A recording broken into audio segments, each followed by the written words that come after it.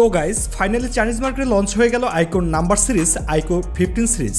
এই সিরিজে মোট 3টা ফোন লঞ্চ করে আইকো 15, 15 প্রো এন্ড 15 আলট্রা। তো আজকের ভিডিওটা স্পেশালি আইকো 15 5G স্মার্টফোনটিকে নিয়ে। It is the best gaming smartphone of 2025। It's not fun. আপনি যদি হাইলি গেমিং পারফরমেন্স সহ একটা ফ্ল্যাগশিপ ফোন নিতে 60 থেকে 65,000 টাকার বেশি খরচ না করতে চান, তাহলে এই ফোনটা আইকো 15 5G বর্তমান সময়ে একটা সেরা ডিল হতে পারে। বিকজ এই ফোনটা 90 থেকে 1 লাখ টাকা বাজেটের একটা ফ্ল্যাগশিপ ফোনের অনেক ক্লোজ। তো চলুন কথা বলা যাক আইকো 15 5G স্মার্টফোনটিকে নিয়ে। এই ফোনটার বক্স কন্টেন্টে আপনারা সবকিছুই পেয়ে যাচ্ছেন। ব্ল্যাক কালারের বক্সের মধ্যে ফার্স্ট অফ অল ফোন, এরপর একটা soft plastic back cover white কালারের এবং কিছু ইউজার ম্যানুয়াল, চার্জার 100 ওয়াটের with type C to type C charging cable. এবার যদি আমরা আইকো 15 স্মার্টফোনটির দিকে আসি, this is the first look of iQOO new 15 5G।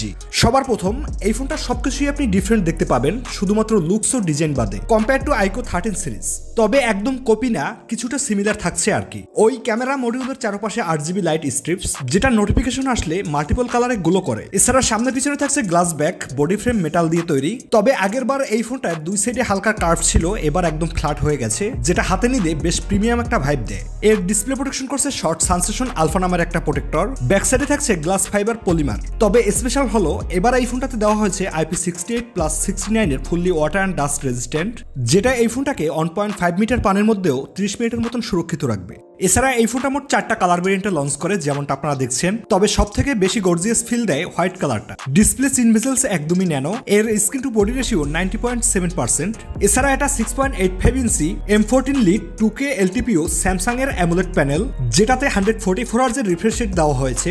এই ডিসপ্লেটাকে 2025 এর one of the best display বলা যায়, যেটা screen vibrant, crystal clear and top viewing angle provide করে। এটা থেকে আপনি গেমস খেলেন অথবা মুভি দেখেন, 144 Hz এর রিফ্রেশ রেট থাকার কারণে অনেক স্মুথ ও কুল লাগে। এছাড়া এটা LTPO ডিসপ্লে, ডলবি ভিশনের সাপোর্টও দেওয়া হয়েছে, সাথে 4320 Hz এর PWM ডোমিং। মানে স্যামসাং এর ডিসপ্লে এমনিতেও বেস্ট, আমরা সবাই জানি। এর কালার শার্পনেস মানে হাই ব্রাইটনেস এর কালারস অনেক ন্যাচারাল থাকে। অন পেপারের display brightness 6000 nits pick, 2600 nits এর হাই ব্রাইটনেস মোড। মানে বুঝতেই পারছেন আউটডোর বা ডিরেক্ট সানলাইট কন্ডিশনে অসাধারণ একটা পারফরমেন্স দিয়ে থাকবে এই স্মার্টফোনটি। And finally performance, iQOO 15 5G স্মার্টফোনটির মোস্ট হাইলাইটেড পয়েন্ট। এখানে থাকছে অনেক স্পেশাল কিছু। স্ন্যাপড্রাগনের নতুন 8 Elite Gen 5 চিপ, যার পারফরমেন্স সম্পর্কে আমরা অনেকে কম বেশি অবগত রয়েছি। এর অন্তত বেজমার্ক স্কোর ছিল প্রায় 4 মিলিয়নের উপরে।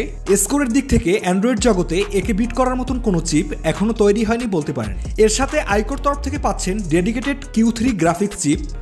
হাইলি একটা পারফরমেন্স পেয়ে যাবেন। এই ফোনটা রান করছে OS 6 দিয়ে। আউট অফ দ্য বক্স থাকবে অ্যান্ড্রয়েড 16। এক কথায় বললে এই ফোনটা থেকে আপনি হাইলি মাল্টিটাস্কিং সহ যে কোনো হাই গ্রাফিক্সের গেমস আল্ট্রা হাই সেটিংসে প্লে করতে পারবেন। কোনো ধরনের ল্যাগ বা ফ্রেম ড্রপের প্রবলেম ফেস করতে হবে না। আর এটা LPDDR5X RAM and UFS 4.1 storage টাইপকে সাপোর্ট করে। ব্যাটারিতে থাকছে 7000 mAh এর অনেক বড় ব্যাটারি উইথ 100 ওয়াটের ফাস্ট চার্জার অ্যান্ড 40 ওয়াটের ওয়্যারলেস চার্জিং সাপোর্ট। বক্সে থাকা 100 ওয়াটের এই চার্জারটা দিয়ে এই ফোনটাকে একবার 0 to 100% চার্জ করতে সময় লাগে প্রায় 35 মিনিটের মতো। সো এই ফোনটা থেকে একজন রেগুলার ইউজার অনায়াসেই 2 দিনের মতন ব্যাটারি ব্যাকআপ পেয়ে যাবে। আর একজন professional gamer screen on time 8 থেকে 9 ঘন্টার মতন অনায়াসেই গেম প্লে করতে পারবে। এবার যদি আমরা এই ফোনটার ক্যামেরা সেকশনে আসি, যেটা বর্তমানে বাজারে থাকা ফ্ল্যাগশিপ ফোনগুলোর তুলনায় কোনো অংশে কম নয়। এর ব্যাক সাইডে থাকছে ট্রিপল ডায়ার ক্যামেরা সেটআপ, প্রাইমারি 50 মেগাপিক্সেলের উইথ OIS, যেটা সোনি IMX 921। এরপরে 50 মেগাপিক্সেলের টেলিফটো, যেটা থেকে আপনি 3x অপটিক্যাল জুম এবং 100x পর্যন্ত ডিজিটাল জুম করতে পারবেন। আর সবশেষ 50 মেগাপিক্সেলের ultra wide angle.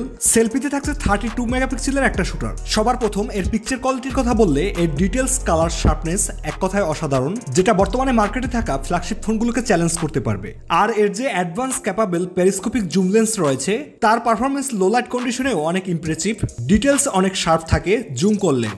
Video record করা যাবে ব্যাক সাইড থেকে 8K 30 fps, 4K 24/60 fps এবং ফ্রন্ট সাইড থেকে 4K 30 fps পর্যন্ত।